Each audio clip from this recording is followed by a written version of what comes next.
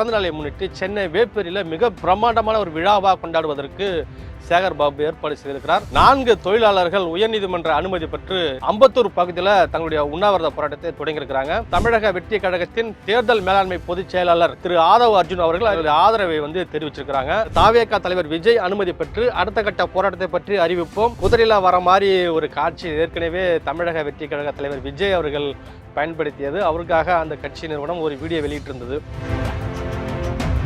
மக்கள் எல்லோருக்கும் வணக்கம். தூய்மை பணியாளர்களுடைய போராட்டம் கிட்டத்தட்ட 10வது நாளாக எட்டியிருக்கிறது. கடந்த சில மாதங்களுக்கு முன்பாக ரிப்பன் பில்டிங்ல இந்த மண்டலம் 5, 6 உள்ளிட்ட பகுதியில் இருக்கக்கூடிய அந்த தூய்மை தொழிலாளர்கள் தங்களுடைய வாழ்வாதாரத்தை பாதுகாக்க தங்களுடைய பணிகளை நிரந்தரம் செய்ய வேண்டும் என்ற கோரிக்கைகளை வலியுறுத்தி தொடர் போராட்டத்தில் ஈடுபட்டாங்க. நம்ம பார்த்திருப்போம். போராட்டத்தை ஒடுக்கும் விதமாக அவர்கள் இரவோடு இரவாக கொட்டு மழையிலும் காவல்துறை கைது செய்து அவர்களை சிறையில் அடைத்தது. பல்வேறு நபர்கள் மீது வழக்கப்பட்டது.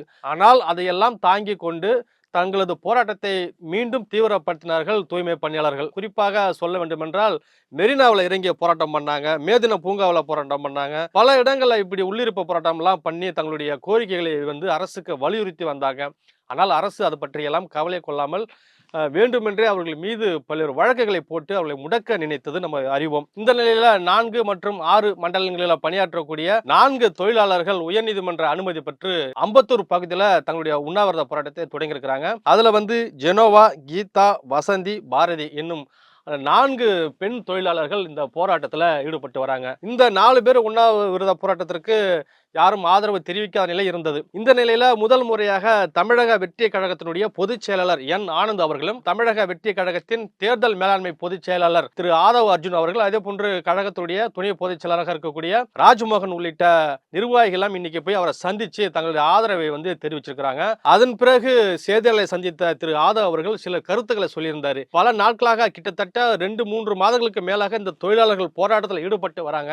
அரசு எல்லாத்திற்குமே பதில் அளிக்கக்கூடிய வகையில செயல்பட்டாலும் இவர்களுடைய கோரிக்கைகள் ஏன் இதுவரையிலும் நிறைவேற்றப்படல? அங்க திட்டம் பண்றோம், இங்க திட்டம் செயல்படுத்துறோம், அங்க போனோம் இங்க போனோம்னு சொல்றாங்களே, ஆனா இந்த மக்களை ஏன் சந்திக்க மறுக்கிறாங்க அப்படிங்கிற கேள்வியை எழுப்பியிருக்காரு. கொரோனா காலத்துல இந்த தூய்மை பணியாளர்கள்லாம் எந்த அளவுக்கு தங்களை உயிரை பணயம் வைத்து இந்த தூய்மை பணியில் ஈடுபட்டாங்க. பொதுமக்கள்லாம் பாதுகாப்பாக வீட்டிற்குள்ள இருக்கக்கூடிய சூழ்நிலையில தூய்மை பணியாளர்கள் மட்டும்தான் இந்த குப்பைகளை வாரி கொண்ட சுத்தம் செய்து தங்கள் உயிரை பணயம் வைத்து வேலை செஞ்சாங்க. அப்படிப்பட்ட ஒரு தொழிலாளர்களுக்கு ஏன் அவருடைய கோரிக்கையை அரசு நிறைவேற்றல அப்படிங்கிற கேள்வி வச்சிருந்தார்.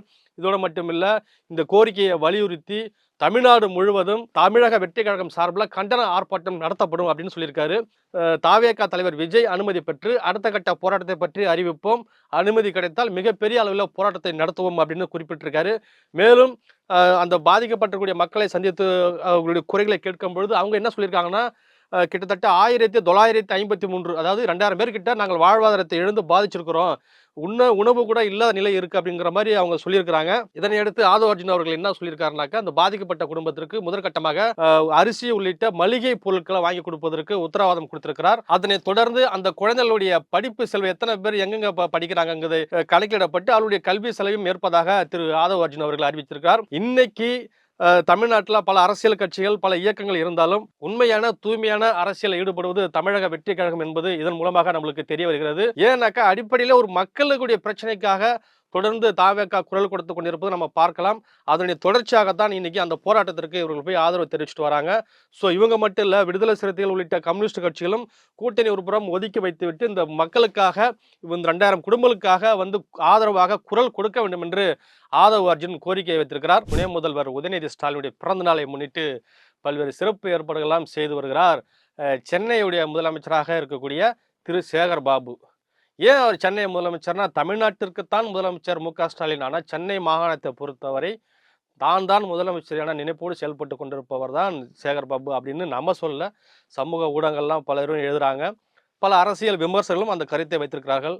ஸோ அதன் அடிப்படையில் அவருடைய பிறந்தநாளை முன்னிட்டு சென்னை வேப்பேரியில் மிக பிரம்மாண்டமான ஒரு விழாவாக கொண்டாடுவதற்கு சேகர் பாபு ஏற்பாடு செய்திருக்கிறார்.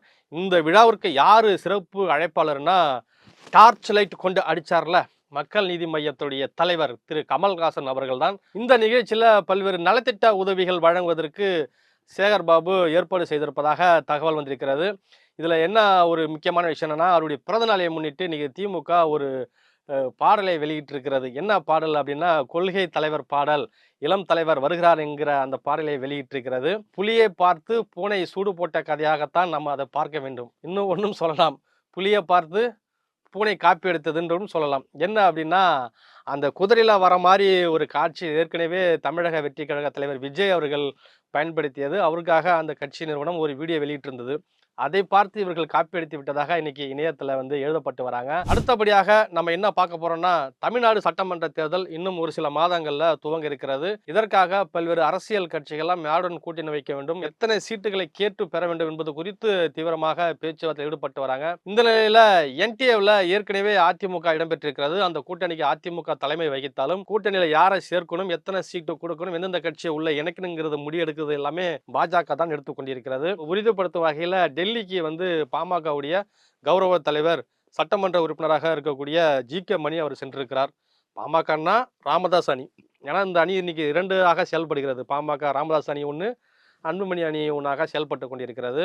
இந்த நிலையில் கட்சியுடைய சின்னம், கொடி, கட்சி யாருக்கு போகும் என்ற தெரியாத நிலை இருக்கக்கூடிய வேளையில் முதலாவதாக போய் துண்டை போட்டு வைத்து விட்டார் ஜி.கே. மணி.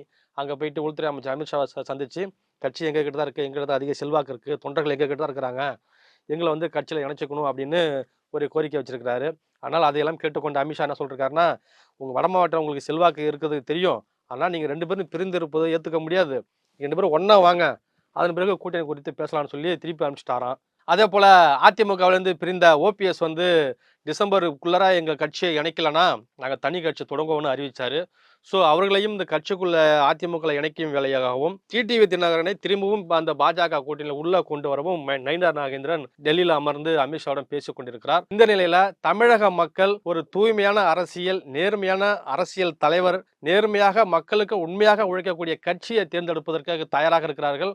எந்த கூட்டணி, எத்தனை கட்சிகள் சீட்டுகள் பற்றி பேசினாலும் தமிழகத்தில் ஒரு புதிய மாற்றத்தை உருவாவதற்கு, ஒரு புதிய கட்சிக்கு அவர்கள் வாக்களிப்பதற்கு தயாராக இருக்கார்கள் என்பது உறுதிபட தெரிகிறது. அந்த கட்சி புது கட்சி எந்த கட்சி என்பது மக்களுக்கு தெரியும். ஸோ எனவே மக்களே, இன்னைக்கு பல்வேறு அரசியல் குறித்து நாம் பேசியிருக்கிறோம். நாளைக்கு மற்றொரு அரசியல் குறித்து உங்களை சந்திக்கிறேன். நன்றி, வணக்கம்.